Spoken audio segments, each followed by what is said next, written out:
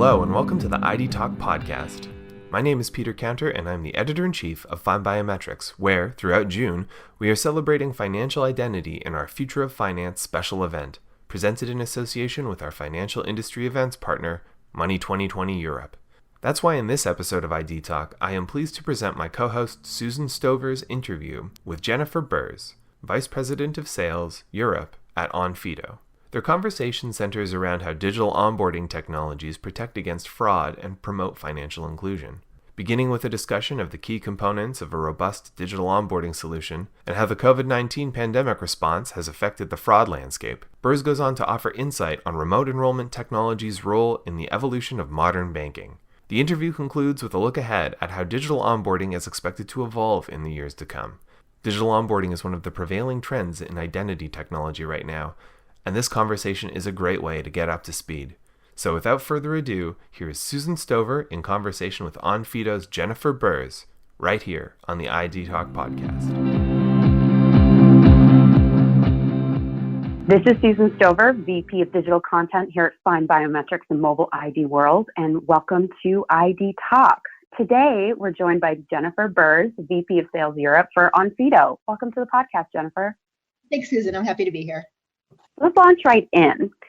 Digital onboarding is one of the most important trends in identity and biometrics, enabling the digitalization of a wide variety of industries. What are the crucial components on a premium remote onboarding solution? Onboarding is really crucial because it enables trust. Trust for the business, allowing a customer in, and also trust for the customer, making the assessment that they want to do business with you as a company. And trust is fundamentally needed for really any transaction to work. That said, successful onboarding solutions have to achieve trust in two core ways. First is obviously security. Fraud needs to be stopped. You need to let in genuine users, but also user experience. Because companies have to satisfy user experience expectations both at that moment as well as moving on in the life cycle. And when we say user experience, it's both for the end applicant as well as for the client using the platform. To expand on that, to take a few examples of previous solutions to onboarding that now are quite often being replaced. The first is credit bureaus. Admittedly, they're very low friction. That said, they're really susceptible to fraud because of data breaches. It's very easy for a fraudster to gain personal information. I mean, we've all seen compromised data honeypots and present it to a financial institution to gain access. And this has really been further exacerbated with the rise of synthetic identity fraud. And what that means is fraudsters were tricking the system by taking stolen data, tweaking it slightly, maybe changing some of the name or a line of the address, and then using that new data to really create a new account. And what happens with this is maybe the first time it's rejected, but that rejection creates an entry on a credit bureau, another page in that credit file associated with that fake data. And they do that again and again. So maybe on attempt 10, it has enough credit data info to get us actually accepted. And that experience is really opaque and it requires a lot of personal data entry from the applicant, which can be frustrating. And then the second one that's now being very much replaced is face-to-face verification. That is more secure than credit bureaus, but it's not perfect. It can be argued that it's more secure partially because it's not really scalable for a fraudster to attack again and again in a face-to-face setting. But customers just aren't accepting that. It doesn't meet customer expectations. This is a behavioral change we've been seeing for years and is being accelerated now by COVID. And we've learned recently that we can do more than we ever thought remotely. And when we're back to normal or whatever the new normal is, that behavioral change really is here to stay. Spotting fraud also isn't easy, even for trained individuals. A research paper from 2014 showed that even passport officers average a 14% error rate when matching faces to documents. So imagine if a trained passport officer averages 14% error rate, how hard it is for those with less or no training to spot frauds of all the variations. So what I mean by that is an officer in the DMV might be able to spot a fake driver's license a mile off, but they won't have that same skills when it comes to passports or visas, for instance. And these blind spots enable fraudsters to get genuine licenses using fake IDs, even when the officers have that document in hand. And for less trained individuals like cashiers or bank tellers, that failure rate rises to, we've seen in some cases, of 50%. And like you just mentioned, there have been many reports documenting the massive surge in fraud in the wake of COVID-19. How can remote onboarding flatten the newly emboldened fraud curve? Yeah, we're going to hear flatten the curve applied to lots of things now, aren't we? What's interesting is we're seeing at the moment is the volume of people transacting online is increasing a lot. That said, the percentage of fraud rate really is staying about the same. So if anything, we're just more aware of the fraud that's been passing through the systems for a long time. So in regards to catching this, it's about the solution that you use at the point of remote onboarding. So if you use a credit bureau-based solution, like I talked about earlier, you're offering fraudsters a wider attack surface to target with stolen data. So let's face it, with a little bit of work, not much, I can probably find your name and your date of birth and your address online. Not to be creepy, but it's all out there. What Onfido does is we advocate for a combination of document and biometric system to remotely onboard. So when signing up, a user presents a picture of their photo ID. That ID is then analyzed using machine learning behind the scenes for data validation. Most documents have secret formulas for the numbers contained within them. Image integrity, so that it hasn't been edited, looking at things like security features and font analysis. And that said, of course, just presenting a valid ID doesn't mean that it isn't stolen or being presented by a family member, for example. And this is where biometrics can be really useful, because by then asking the applicant to present a selfie via their mobile device, you can match the selfie against the photo on the document. That way, you know the person applying is real and not impersonating someone else. And importantly, you can leverage biometric liveness to ascertain that the person signing up is physically present at the moment of verification. So for remote digital onboarding, using face recognition and document reading is an elegant and convenient solution to that challenge. But even with remote enrollment technology, what fraud threats remain during the onboarding process, and how can they be solved? You're right. There will always be fraudsters trying to break through any solution. You have to see fraud prevention almost as an arms race, with increasingly professional fraudsters always trying to break through your defenses. And we've done some analysis from our own data. We see the highest volume of fraud is Monday to Friday, 9 to 5. It is literally a job. So in regards to the type of attack vectors that we've seen, as to go to your point, for documents, we broadly categorize attacks into 3 categories. The first is data validation. So we check a document has valid data in all the correct places. The second is visual authenticity, where visual security features have been compromised, font anomalies are present, or a photo has been tampered with. And thirdly, we look at data consistency. So we check that the data is consistent across all areas of the document. And many documents, in fact, most documents, repeat data in really complex ways. A lot of the long strings and letters and numbers on IDs, those aren't random. They're generated by or repeating data somewhere else in the document. In regard to biometrics, that falls into 2 categories. The first is live capture-based attacks. So photos of the document photo, photos of screens, photo of printouts, masks, that kind of thing. What we're starting to see more of, though, is subverting live capture attacks, which is either uploading a saved image or using a fake webcam or emulator. We're seeing a huge rise in that. So to really stay ahead in this arms race, as I call it, you really need a document and a biometric solution that can detect all of these attack vectors and is constantly being updated and reviewed. So fraudsters, they're not stopping. It is their job, and they keep getting more clever, so we need to do so as well. Onfido believes that identity is more than numbers. They digitally prove a user's real identity using AI.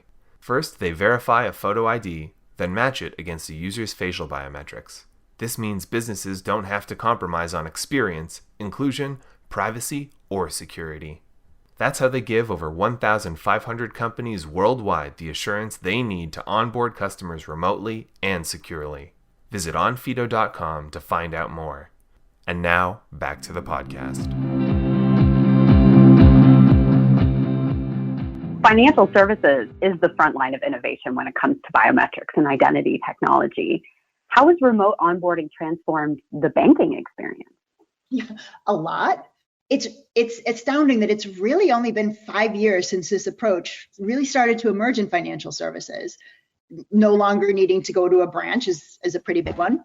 The onboarding experience is more and more being handled entirely in-app. And in terms of metrics, there's two main ones that financial services are looking at. One is time to open, which is time to submit the application, and time to be approved, how long until you're activated. There was a fascinating article recently published by Built for Mars where they measured the number of clicks to onboard with a bank in the UK and start spending. And the banks and neobanks who use digital identity verification, they own the leaderboard by a long way.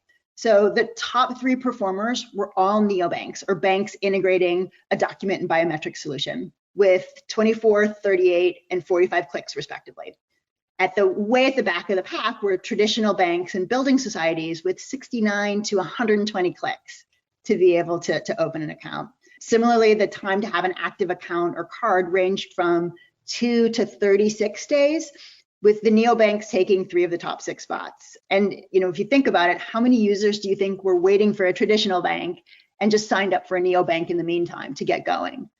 Previously, getting an active account meant physically going into a branch or completing a lengthy process online before waiting days or weeks for a functioning card and account. And that's just not the case and not acceptable anymore. Mm-hmm. And Onfido recently partnered with WorldRemit. How does your technology bring trust and inclusion to international money transfers? Yeah, we're really excited about that. We help them fulfill both identification and financial compliance requirements without impacting speed or ease of onboarding, which was crucial to them.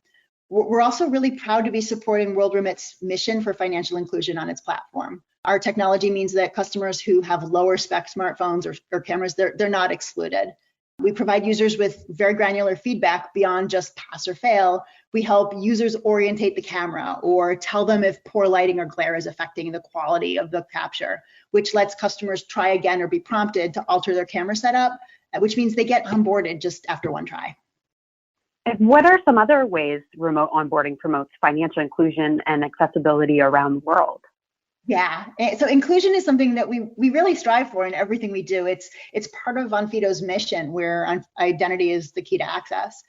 One of the main reasons we based our solution around a document and biometric approach is because it's not reliant on a credit file to prove who you are. So instead, it just needs 2 things that are inherently yours: a photo ID, which is much easier to get than an established credit file, and your face. So those who don't have an established credit file, the young, the unbanked, recent immigrants, they're not financially excluded because they're not on file. It's also worth mentioning that remote onboarding services aren't necessarily unbiased by default. That's certainly been in the news quite a bit. Algorithmic bias tends to manifest when a machine learning system has been trained on data that represents only certain ethnicities. It performs better at classifying those ethnicities correctly. So Onfido's participating in the UK's first Information Commissioner's Office, or ICO, data protection and privacy sandbox to systematically measure and mitigate algorithmic bias in machine learning models. And in particular, we've been focusing on racial and other data-related biases that affects remote onboarding, document and biometric-based identity verification. The ICO recently gave a 6-month update on this research, and we're really proud. Our latest face matching algorithm false acceptance rate is now 0.01 at a false rejection rate of 1%. And what this means in reality is it corresponds to a likelihood of 1 in 10,000 of incorrectly matching 2 faces that don't belong to the same person. It's the highest ever reported accuracy for algorithms comparing faces on identity documents versus selfies or videos. And more importantly, the delta in this performance between ethnicity groups is as small as it's ever been. These figures represent an overall 10x improvement from our previous algorithm version, and an improvement of 60 times for false acceptance rates for faces of African descent. As previously mentioned, we also don't want to exclude anyone who has an older mobile device when we talk about inclusivity. So we work to support as many as possible, do everything we can to improve the quality of captures submitted, like using machine learning to improve the quality, using prompts, analysis of the actual capture flow to direct to capture a clear image. And finally, we also consider accessibility features when designing our products. So around 61 million US adults have a disability, which equates to around 1 in 4. The statistics are fairly similar in the UK, where there are around 13 million people with a disability, which is about 1 in 5. But these numbers are really only an approximation. A disability can impact really anyone at some point in their lives. So while we're likely to know about members of society who have a permanent disability, such as blindness, we're less likely to know how many people are affected by a temporary or situational disability. This can include anything from a broken arm to nearby loud voices affecting someone's hearing. So we've worked with a number of organizations to ensure our SDKs are WCAG AA accessible, which there's lots of different pieces to that, such as, for example, screen reader support. Well, congratulations on all of that recent success. And I think it's, amazing the work that you're doing around accessibility. Onfido believes that identity is more than numbers. They digitally prove a user's real identity using AI. First, they verify a photo ID, then match it against a user's facial biometrics. This means businesses don't have to compromise on experience, inclusion, privacy, or security. That's how they give over 1,500 companies worldwide the assurance they need to onboard customers remotely and securely. Visit onfido.com to find out more. And now, back to the podcast. Remote onboarding is still a relatively new technology. In addition to the ways that you just touched on, how do you expect it to evolve in the coming years, especially as demand surges with the massive shift to remote work and education we've seen in recent months? I think we'll see increased uptake in document and biometric systems, partially because of the advantages they offer in terms of fraud prevention and experience. But more interestingly, I think we're going to see a strong anchor of trust that document and biometrics creates utilized later and throughout the customer lifecycle. So both of the examples you gave are both places where you need to know if the user is still the user. So remote work, you want to make sure the person is the same person you verified is actually the one doing the work. And in education, you want to make sure the person you verified is the one who's actually taking the exam. So by having a photo ID linked to the person at onboarding, you can ask them then for a new selfie thereafter to enable someone to re-verify their ownership of the account. So for example, just before you sit the exam, you're asked to simply snap a new selfie and it's matched against the document you signed up with. And that institution is given a high assurance that the rightful person is sitting that exam. In regards to financial services, we've really become used to a biometric to log into our online banking. I fully expect this to expand to cover other riskier account actions too, because first of all, it's harder to attack as a fraudster than using two-factor authentication. And it's more convenient than something like knowledge-based authentication, which in my experience either tends to be very easy and subject to social engineering. I mean, how many Facebook quizzes have you taken asking for your first car or your favorite teacher? We all sort of used to do that and hopefully don't anymore. Or those are so difficult that I just don't know the answer. I recently had one where they asked my mortgage rate from 10 years ago and I absolutely have no idea. So traditionally, if I forgot my account details, I might need to answer knowledge-based questions or phone a call center or get a secret PIN from my email. And this might also be the case if I lost my linked device or wanted to change something on the account or authorize a transaction from abroad.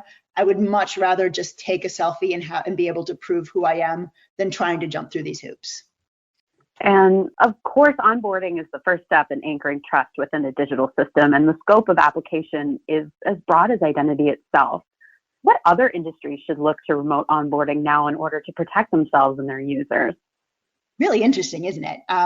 It's really broadly any interaction where it's worth knowing someone is who they say they are. So some specific industries, to just name just a few that are starting to integrate, are telco.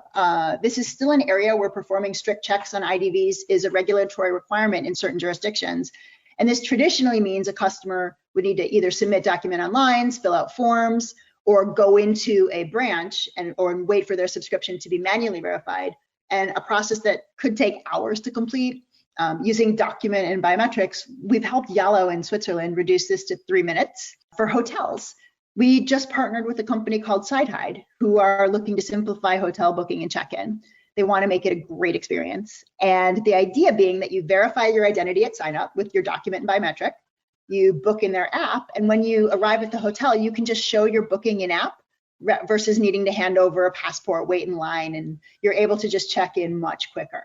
Another exciting application that is quite timely we see is e-voting. And we think this is another space that document and biometric verification could enable, because you gain a very, very strong assurance from a smartphone that someone is who they say they are. This has the potential to make voting more accessible, transparent, and friction-free, and really modernize the democratic process. We've in fact partnered with Agora, which is a leading blockchain-based e-voting provider, to explore this. It was really great to chat with you today. How can listeners get in touch with you to learn more about the topics we discussed in this episode? I would love that. If anyone wants to know more about Onfido or digital identity in general, they can visit onfido.com/resources, where we've got a lot of material on everything we've discussed. Thank you so much for joining me today, Jennifer. Thank you for having me. And so concludes Susan Stover's conversation with Jennifer Bers, Vice President of Sales Europe at Onfido. To learn more about the topics discussed in this episode, visit onfido.com. I would like to thank Jennifer for joining us on this episode of ID Talk, and thank you as always to Susan Stover, Vice President of Digital Content at FindBiometrics and Mobile ID World, for conducting the interview. Our podcast theme music is by Logomrad. I have been your host, Peter Counter. Thank you for listening to the ID Talk podcast.